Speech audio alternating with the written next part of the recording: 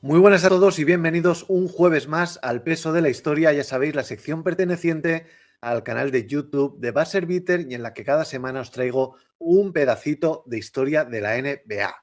Aquí me veis hoy con una camiseta de los Sacramento Kings, uno de los equipos malditos sin duda a lo largo de la historia de la liga. Concretamente es la camiseta de De'Aaron Fox y precisamente de los Kings y de sus bases va la entrega de esta semana, ya que hoy vamos a recordar aquel cambio de piezas muy comentado y polémico en su momento en la posición de base del equipo de California. Estamos hablando de la transición que sufrió el equipo con el cambio de bases, de cromos, entre Jason Williams y Mike Bibby. Así que antes de meter el bisturí, recuerda que nos viene fenomenal si le das un like, nos dejas un comentario o mueves en tus redes sociales este vídeo y sobre todo si te suscribes a este canal todavía modesto de Buzzer. Dicho lo cual, tomamos vuelo y nos vamos a la capital de California. Nos vamos a Sacramento. Los Sacramento Kings han sido de siempre una de las franquicias malditas de la NBA.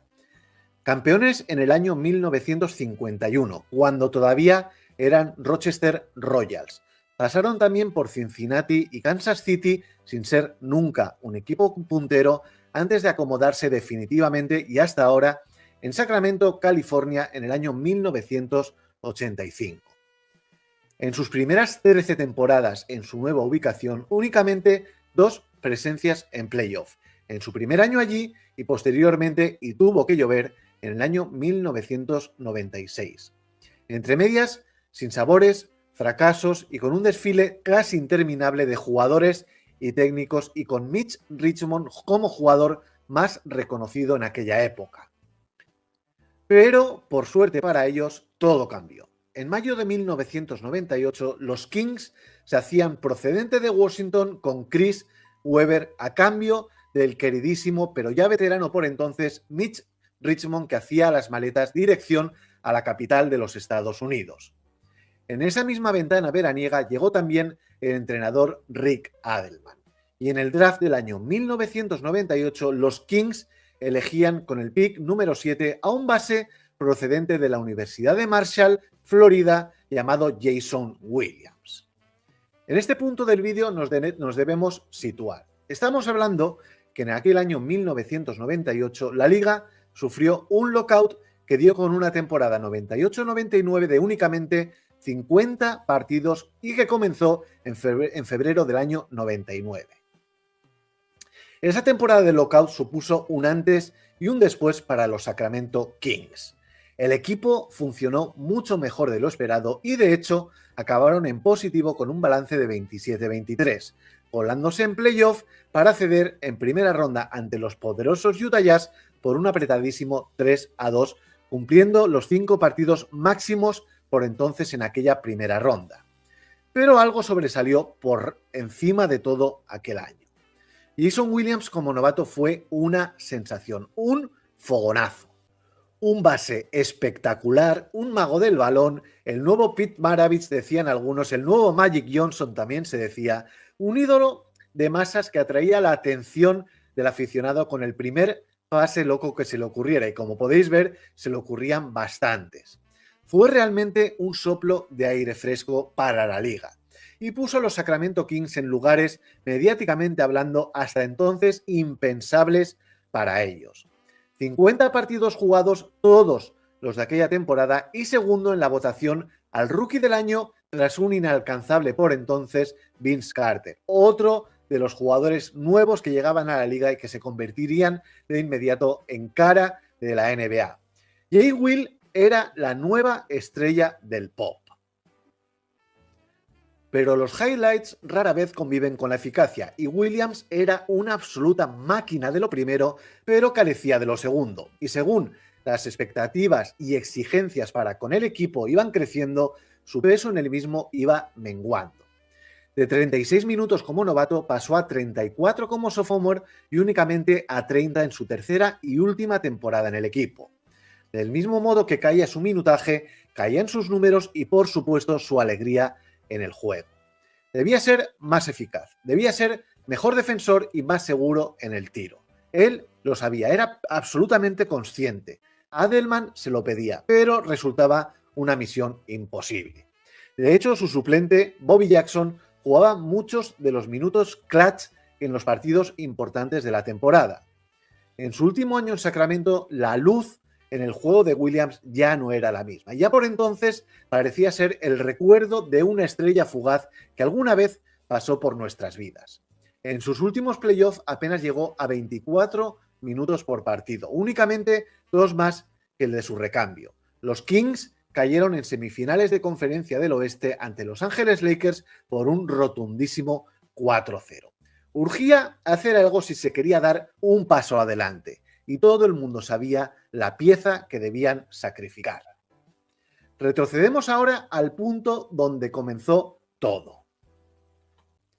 En el mismo draft del año 1998 y 5 puestos antes que Williams, los Vancouver Grizzlies elegían a Mike Bibby.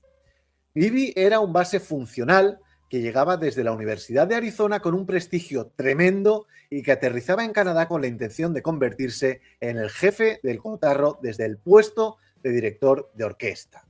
También Bibby jugó los 50 partidos de aquella extraña temporada, pero al contrario que Williams, no ocupó ni primeras páginas, ni flashes, ni tuvo ningún tipo de protagonismo.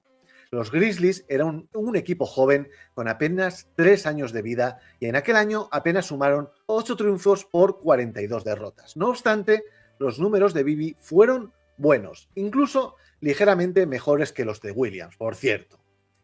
En sus 2 siguientes temporadas, los Grizzlies seguirían siendo un meme y se fueron despidiendo poco a poco de Canadá. Al mismo tiempo, el rendimiento de Mike Bibby iba aumentando hasta hacer 16 puntos y 8 asistencias y media en la temporada 2000-2001, última en el equipo.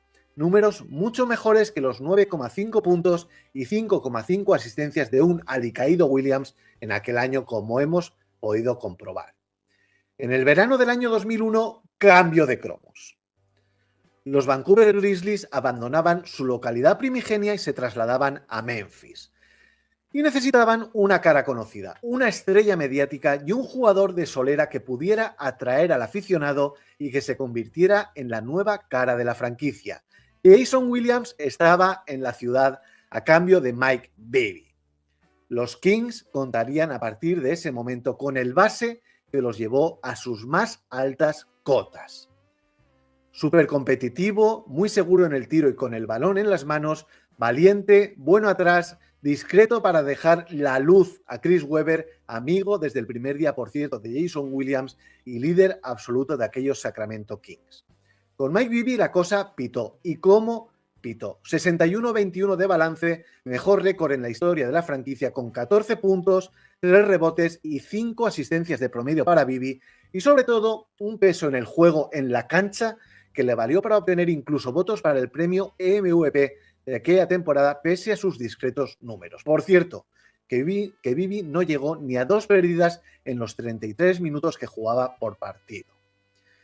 Tras lucir el mejor récord de toda la NBA, los Kings se plantaron en la final de la Conferencia Oeste tras dejar en la cuneta a los Utah Jazz y a los Dallas Mavericks. En esa final del Oeste, enfrente los dobles campeones Los Ángeles Lakers. Una eliminatoria que ya es historia de la NBA. 7 partidos jugados a todo trapo con canastas icónicas y momentos inolvidables.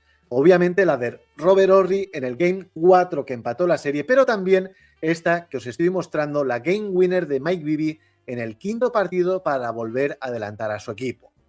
Finalmente, Kobe, Shaq y compañía se impusieron en el 7º encuentro en Sacramento entre cencerros y prórroga pese a los 29 puntos del base de los Sacramento Kings. Un espectáculo increíble para una serie increíble también y una actuación de Mike durante toda la eliminatoria tremenda con casi 23 puntos por partido. Y para ir finalizando, datos. En la última temporada de Jason Williams en Sacramento, los Kings fueron primeros en puntos por partido con 101,7, segundos en ritmo de juego, séptimos en defensive rating, sextos en offensive rating, décimos en porcentaje en tiros de campo, décimos también en asistencias y decimoterceros en pérdidas por partido. En la primera de Bibby fueron segundos en puntos anotados con 104,6, primeros en ritmo, sextos en defensive rating, terceros en offensive rating, segundos en porcentaje en tiros de campo, cuartos en asistencias y octavos en pérdidas por partidos. Como se puede ver, y no todo es culpa ni de Williams, y gracias a Bibby, una mejora considerable que permitió a Sacramento pasar de ser un animador a un legítimo aspirante al título.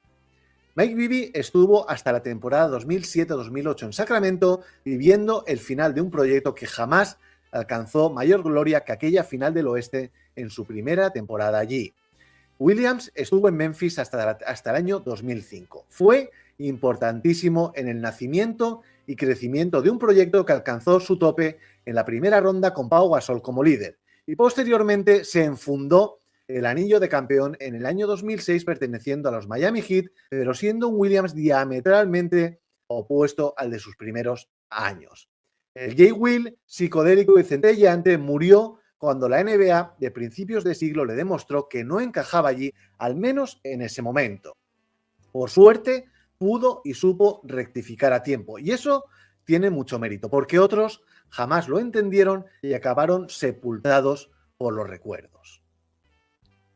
Ya está aquí el vídeo de esta semana, hasta aquí el recuerdo, aquella transición en el puesto de base de los Sacramento Kings de Jason Williams a Mike Bibby. Muchísimas gracias por haber estado conmigo durante todo este vídeo, muchísimas gracias por haberte pasado una semana más por este canal de Buzzer Beater. Recuerda que el martes tienes por aquí el debate del programa y yo te emplazo para dentro de 7 días, el jueves que viene haremos otro redraft. No sé todavía el año, pero seguro que va a ser un redraft que ya toca. Hasta entonces, feliz semana a todos, nos vemos, chao.